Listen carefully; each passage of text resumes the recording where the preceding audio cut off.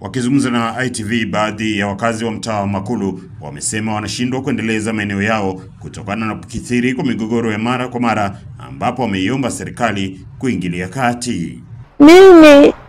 ningependa kwa mimi ni mwanadamu na nina watoto viumbe na wajukuu na kijana wangu, naomba kwa kuwa ile eneo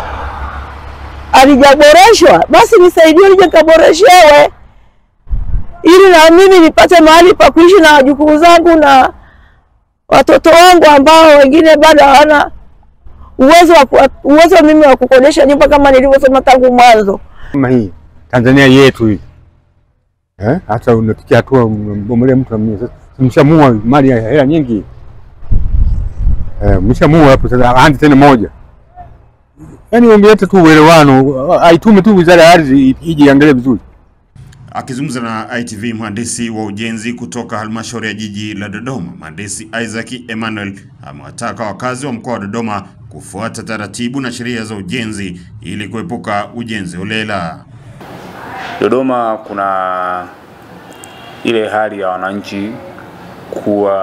wanaendeleza ujenzi maeneo ambayo hajapimwa na maeneo yaliyopimwa bila kufuata taratibu,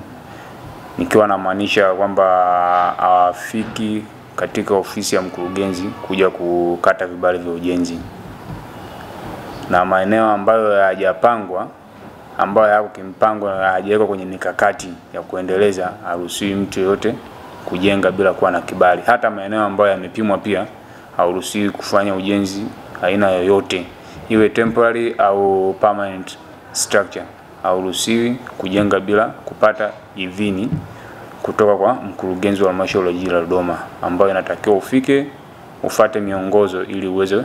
kupata kibali cha ujenzi, uweze kuendeleza maeneo yaliyopimwa.